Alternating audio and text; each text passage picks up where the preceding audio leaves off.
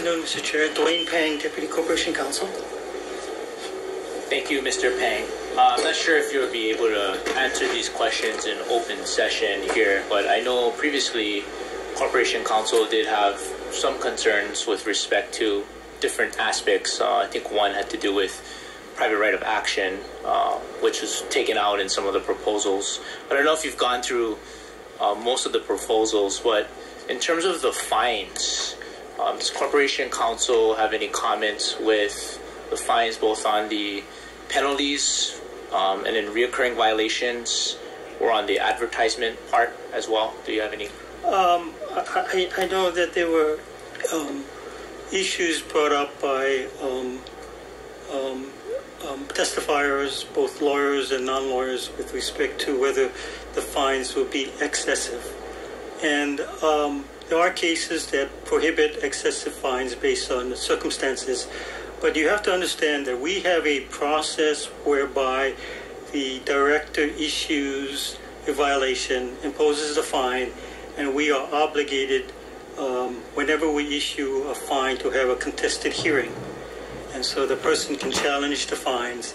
And if the fines is upheld, state statute requires the director to actually revisit the fines after the hearing to determine whether it's reasonable and proper. So there is, in our laws, a catch-all. So individually, you can argue that a $10,000 fine may be excessive in a particular situation, but at the end of the line, the director does have the authority, actually obligation to review and to make sure it is reasonable. So we don't think that the actual numbers in the bills would be challengeable on its face, but individually down the line it may be. Thank you for that explanation. And my final question I do have has respect to there's certain proposals. One proposes the conditional use permit minor, and the other would just be through a registration process. And you heard from the DPP director in terms of the comments with respect to that. Does CORE have any comments with respect to any of those processes, and if they'll be able to weigh in on any of that? Well, I think that when the original bills came through, we weren't CORE wasn't sure how the process was going to be about whether it was a permitting or the approval process. We didn't know the approval process. So I think we may have suggested the cup proposal because we are most familiar with that.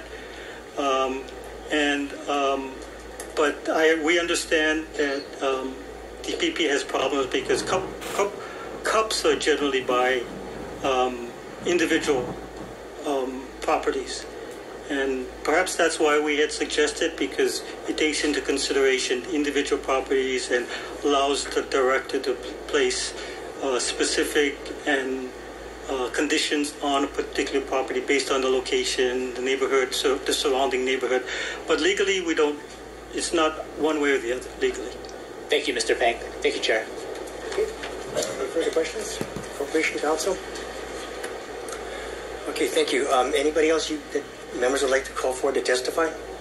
Or where you have questions of any administration officials? Okay. Okay, before we go into a discussion and decision making, I just want to take a 3-minute recess. Would that be all right? Would you like it longer, 5 minutes or? We can finish. Okay, 3 minutes. 3-minute recess. Thank you. We're almost there.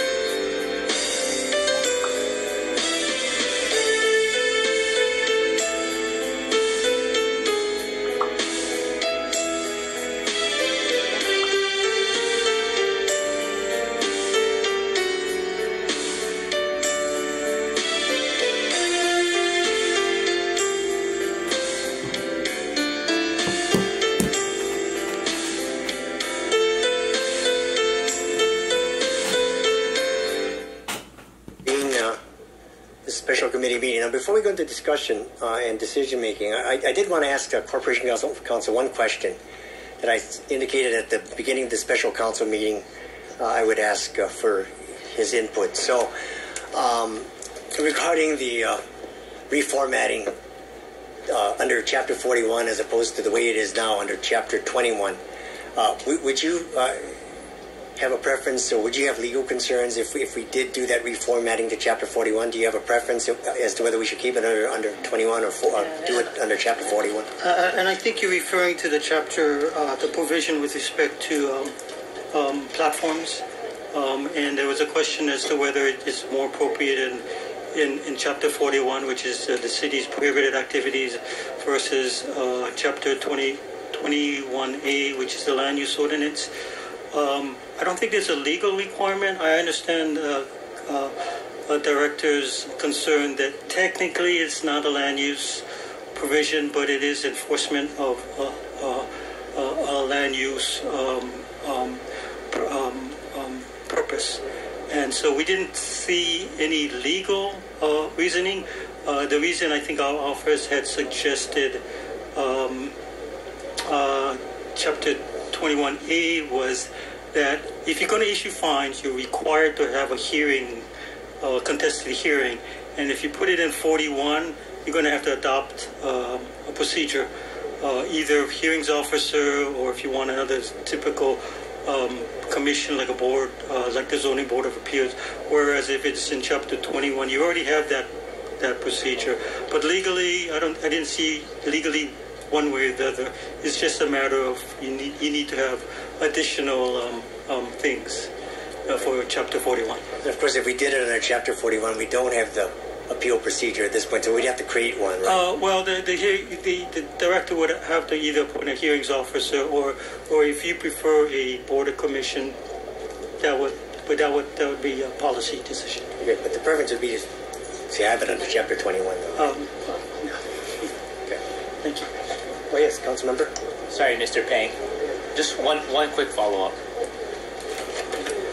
There was some testimony that was provided about First Amendment and Fourth Amendment in terms of the communication decency, and that particular in terms of the reporting requirements and search and seizures. Does CORE have any particular comments on how some of the proposals are currently written as it lists to gather additional information? Well, the cases that were referenced by the various attorneys, the Communication Decency Act did not prohibit the Santa Monica case, nor did it actually prohibit the New York provision. What prohibited the New York provision was the Fourth Amendment due process, but that is not necessarily. And I disagree with one of the attorneys that says Fourth Amendment prohibits reporting requirements. That's not necessarily true, because the Santa Monica case and other cases indicate that reporting requirements can be implemented so long as they're narrowly tailored for the specific purpose and reasoning. So, and as one of the other attorneys says, the New York reporting requirements are very vast, numerous. We think that the reporting requirements in the current versions of the bills, and they are in various bills, would be defensible. Thank you, Mr. Pang. Thank you, Chair. Okay, thank you.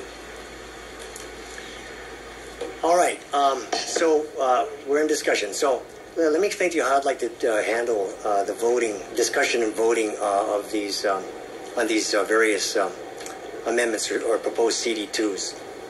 So I'd like to take them up in the order as they appear on the agenda and on the addendum.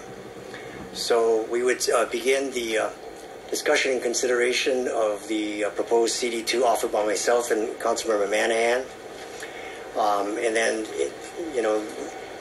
the next, if that doesn't muster up enough votes, then we would then take up the proposed CD2 offered by Councilmember Elefante, and if that doesn't have enough votes, then we just go down the line. But in discussing the first proposed CD2s that I've offered, of course, this can be a very general discussion where you can weigh in your thoughts in regards to your other proposals that have been floating or that are currently on the table,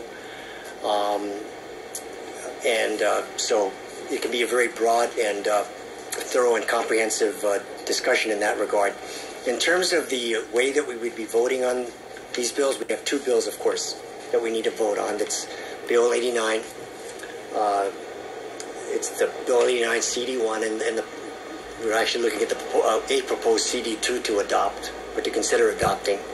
And then we would have Bill 85, CD1, or any proposed CD2 to that particular bill that we would also have to consider and vote upon. My preference, the position I've taken is that I believe that when the council makes the final decision, that we should have both bills on the table for the council to consider, because both have generated significant support or testimony, and both provide somewhat different approaches. Bill 85, as has been discussed many times, is a pure enforcement bill, so that's one approach, whereas Bill 89 includes meaningful and strong enforcement, but it also includes provisions that would allow additional short-term rentals through a regulatory or registration process. So we have two different approaches, and I feel that this issue of vacation rentals is of such critical importance that when we take a final vote, that we ought to have both options before us to consider when we do make the final decision. So the intent is we'll have a discussion, and then we'll take up Bill 89 first, and then after that, Bill 85. Okay, so now the floor is open for discussion in regards to the proposed amendments. So just to clarify the process, Mr. Chair, so 89 first, and then the respective amendments in order, and then 85. Well, we would take up with respect to Bill 89, we would take up the proposed CD2 amendments as they appear on the agenda, in the order as they appear on the agenda, and we would follow that same process or procedure with respect to Bill 85.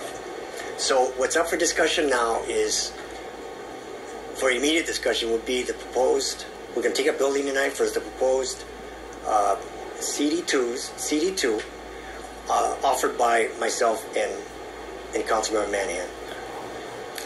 Thank you for that. Before we begin into discussion, I'll note that I did file a disclosure of interest statements for both measures, and specifically for Bill 85, Council Communication 337, 130, 210, and 213. And for Bill 89, I have filed disclosure of interest statement, Council Communication 129, 175, 176, 211, and 212. And additionally, I'll be filing additional disclosure with one of the testifiers of Mr. Maxord from Expedia, as Mr. Max, out of an abundance of caution, Mr. Maxord has contributed to the Friends of Brandon Elefante, so I'll be filing for that for both, respectively, 85 and 89. And I would like to offer my comments now. Yes. So currently before us right now would be the proposal by you yourself, Chair, and Councilmember Manahan to Bill 89. First of all, I want to thank all the testifiers that have come before. I know there's been a lot of hours that have been spent on this issue, and I'll just say that last time that we looked at the non-conforming use certificates, I was only 3 years old, so I don't remember too much back then. However, it's been nearly 3 decades since the council has really tackled and addressed this issue, and I know that there are different proposals that we have before us, but in speaking to your particular proposal, Mr. Chair, that's being offered by you and Councilmember Manahan, I'll be speaking in support. And particularly is, I did offer another process, which was the conditional use permit minor process, as more kind of another level to have input, also the discretion for the director, and be based on the different property, with still being able to regulate. I do believe I have a preference. My preference is that we pass one measure out here today. and if I had a preference, that would be 89. 89 does include enforcement provisions. At the same time, it also includes opening it up to 0.5% within the respective districts that it would allow and cap it at that. I do believe that there has to be a level of enforcement that does need to be done, and we heard from the director from the city's Department of Planning and Permitting that